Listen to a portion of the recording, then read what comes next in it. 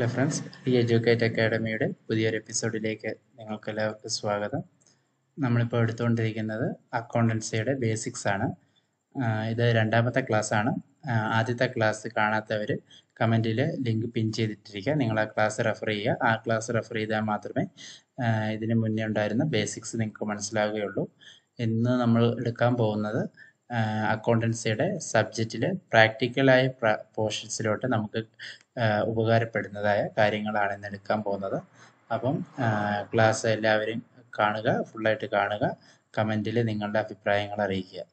Okay, നമ്മൾ അക്കൗണ്ടൻസിയിലെ ഏറ്റവും basics ആയിട്ട് പഠിക്കുന്ന സിസ്റ്റം ഓഫ് അക്കൗണ്ടിങ് എന്ന് പറയുന്നത്, അല്ലെങ്കിൽ സിസ്റ്റം ഓഫ് അക്കൗണ്ട്സ് എന്ന് പറയുന്ന പോർഷനാണ് നമ്മൾ ഇന്ന് ആദ്യം നോക്കാൻ പോകുന്നത്.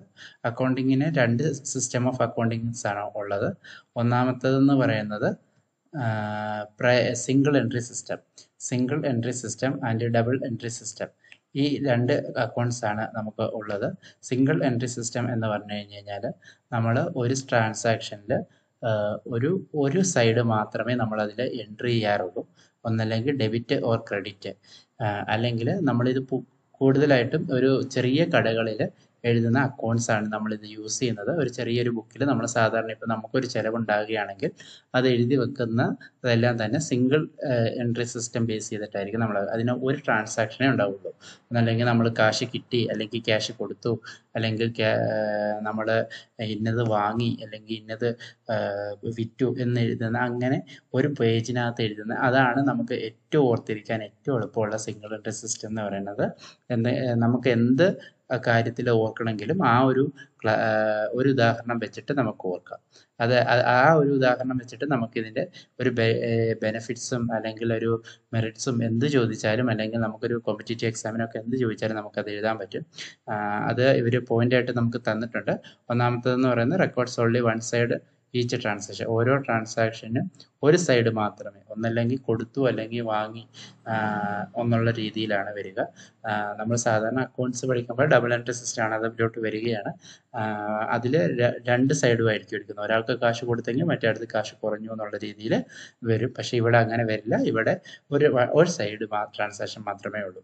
പിന്നെ സിംപ്ലിഫൈഡ് ആൻഡ് ലെസ് ഫോർമൽ, വളരെ എളുപ്പമാണ്. പിന്നെ ഒരു ഫോർമലായ ഇതൊന്നുമില്ല. നമുക്ക് ഇൻഫോർമലായിട്ട് നമുക്ക് മനസ്സിലാകാവുന്ന രീതിയിൽ എഴുതുന്ന പോലെയാണ് ഈ സിംഗിൾ എൻട്രി സിസ്റ്റം ഉള്ളത്. അടുത്തത് suitable for small business and very accurate larger business. അതായത് ചെറിയ ബിസിനസ്സിന് മാത്രമാണ് ഇത് ഉപകാരപ്പെടുക.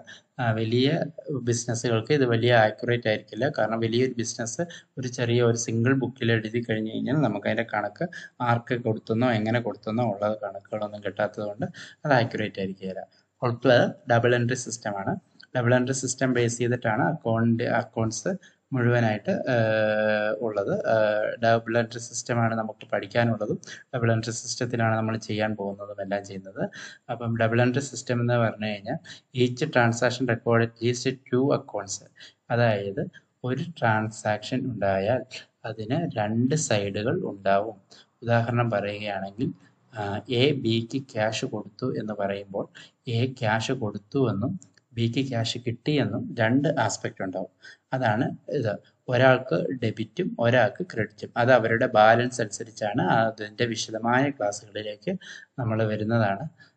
അപ്പം ഇതിങ്ങനെ ഇപ്പോൾ മനസ്സിലാക്കുക. ഒരു ഡബിൾ എൻട്രി സിസ്റ്റത്തിൽ ഒരു ട്രാൻസാക്ഷൻ എൻട്രി ചെയ്യുമ്പോൾ 2 അക്കൗണ്ട്സ് അതിൽ ഉൾപ്പെട്ടിട്ടുണ്ടാവും. അതിൽ ഒന്ന് ഡെബിറ്റും ഒന്ന് ക്രെഡിറ്റും ആയിരിക്കും. ഓക്കെ. രണ്ടാമത്തത് more comprehensive and accurate, ensure the accounting equations asset is equal to liability plus equity always balance.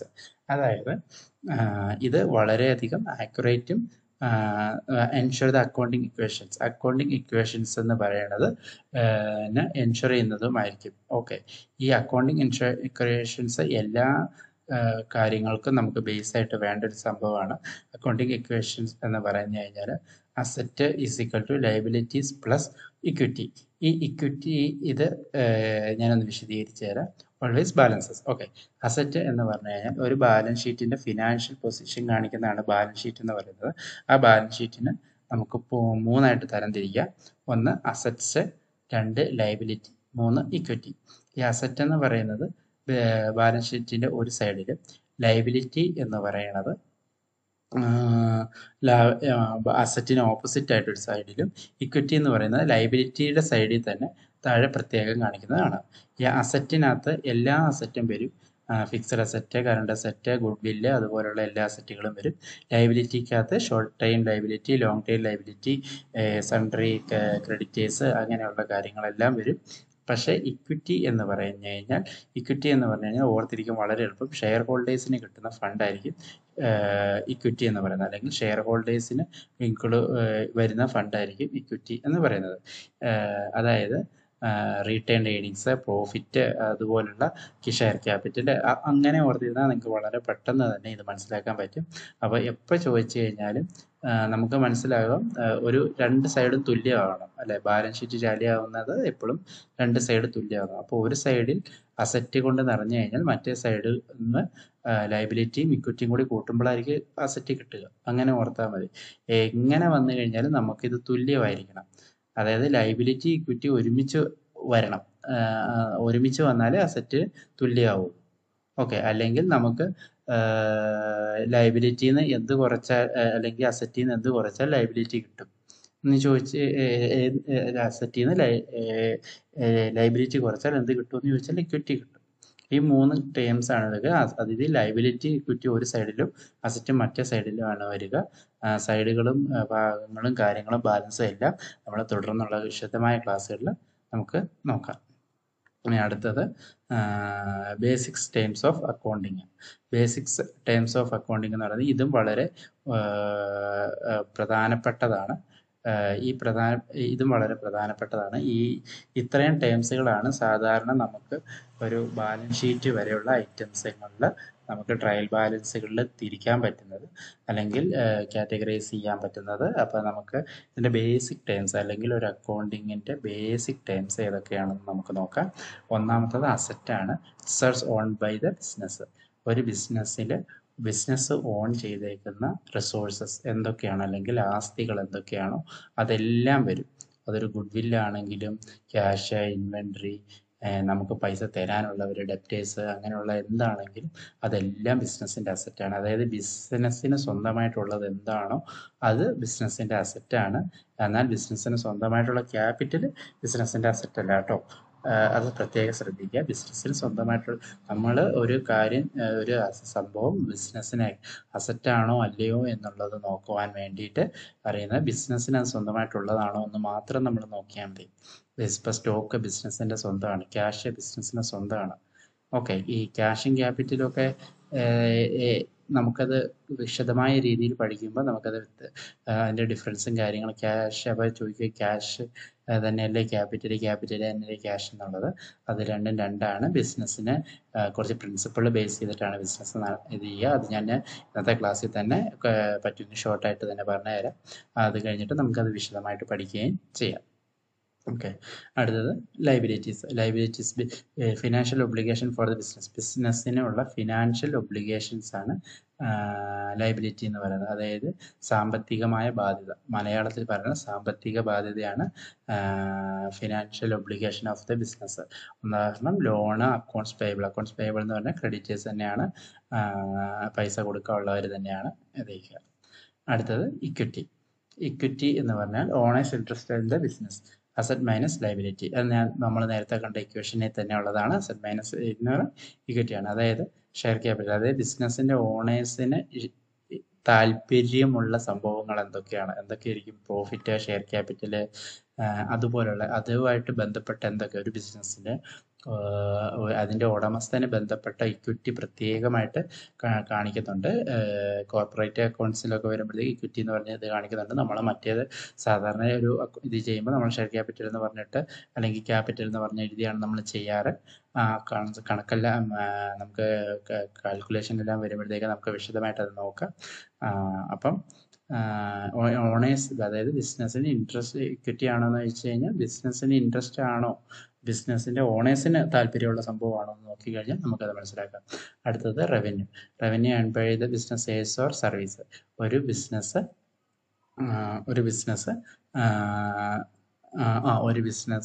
സെയിലോ സർവീസോ കൊണ്ട് ഏൺ ചെയ്യുന്നതിനെയാണ് റവന്യൂ എന്ന് പറയുന്നത്. ഒരു ബിസിനസ് സെയിലോ സർവീസ്, ചിലപ്പോൾ ബിസിനസ് സെയിൽ ചെയ്യുന്നതാവാം അല്ലെങ്കിൽ സർവീസ്, അതിന് ഇൻകം ജനറേറ്റ് ചെയ്യുന്നതിനെയാണ് റവന്യൂ എന്ന് പറയുന്നത്. അത് expense, cost include operating business, ഒരു ബിസിനസ് നടത്തുവാൻ വേണ്ടിയിട്ട് വേണ്ടുന്ന ചെലവുകൾ, ഉദാഹരണം റെന്റ്, വേജസ്, സാലറീസ്, ഇതൊക്കെ എക്സ്പെൻസുകളാണ്. ഓക്കെ, അടുത്ത capital, money invested by owners of the business, ഇതാണ് നമ്മൾ നോക്കുന്നത്. മറ്റേത് ക്യാഷ്. ഈ അസറ്റ് എന്ന് പറയുമ്പോഴത്തേക്കും നമ്മുടെ ഡ്യുവൽ ആസ്പെക്ട് കൺസെപ്റ്റ് പ്രകാരം ഒരാൾ ക്യാഷ് ഇറക്കിയാൽ മാത്രമേ ഒരിടത്ത് ക്യാപിറ്റൽ ഉണ്ടാവുള്ളൂ. അപ്പം ഒരിടത്ത് അസറ്റ് ആകുമ്പോഴത്തേക്കും മറ്റിടത്ത് ക്യാപിറ്റൽ വരും. അസറ്റിന് ഈക്വലായിട്ട് ലയബിലിറ്റി വരും. അങ്ങനെയാണ് ഇതിൻ്റെ പ്രിൻസിപ്പിൾ പോകുന്നത്. അപ്പം മണി ഓണേഴ്സ് ഇൻവെസ്റ്റ് ചെയ്യുന്ന എന്തും, അത് ഫർണിച്ചർ ആവാം, ക്യാഷ് ആവാം, ഗുഡ്വിൽ അല്ല, അതുപോലെ എന്തും ഇപ്പം അങ്ങനെയുള്ള എന്തുവാണെങ്കിലും നമുക്കത് ക്യാപിറ്റലായിട്ട് കൺസിഡർ ചെയ്യാം. അടുത്തത് ബുക്സ്. ഇനി അടുത്തതാണ് നമുക്ക് ബുക്സ്. ഓക്കെ, ഇതൊരു ചെറിയ ഉദാഹരണമാണ്. ഇതിൻ്റെ വിശദമായ ക്ലാസ്സുകളും ജേണൽ എൻട്രികളും എല്ലാം നമ്മൾ വിശദമായിട്ട് പഠിക്കും. ഇത് ഒരു ബേസ് ഉള്ളവർക്ക് ഓരോന്നും എന്താണെന്ന് അറിയില്ല എന്നുണ്ടെങ്കിൽ അറിയാമെങ്കിൽ, അറിയത്തില്ല എന്നുണ്ടെങ്കിൽ അത് മനസ്സിലാവാൻ വേണ്ടിയിട്ടാണ് നമ്മളെല്ലാം ഒന്ന് ചെറുതായിട്ട് പറഞ്ഞു പോകുന്നത്. ഇനി ഓരോ ടോപ്പിക്കും വിശദമായിട്ടുള്ള ക്ലാസ് ഉണ്ടാവും. അടുത്തത് journal primary book, all financial transaction at the first record of chronological order. Each entry include date, accounts involve, amount and brief description. ഇത്രയുമാണ് നമുക്ക് ബേസ് ആയിട്ട് ഫസ്റ്റ് വരുന്നത്. നമ്മൾ ഏത് സ്ഥാപനങ്ങളിൽ ചെന്നാലും അവർ ചോദിക്കുന്ന എന്താണ്? ജേണൽ എൻട്രി ആണല്ലോ. അപ്പോൾ ആ ജേണൽ എൻട്രി എന്ന് പറയുന്നത് ജേണലിൽ പോസ്റ്റ് ചെയ്യുന്നതിനെയാണ് ജേണൽ എൻട്രി എന്ന് പറയുന്നത്. അപ്പോൾ ഈ ജേണൽ എന്താണെന്നുള്ളത് അറിയണം. ഇതെന്ന് പറയുന്നത് ഒരു പ്രൈമറി ബുക്കാണ്. ഇത് എല്ലായിടത്തും ചോദിക്കുന്നതാണ് ഒരു സെന്റൻസ് എന്ന് പറയുന്നത്.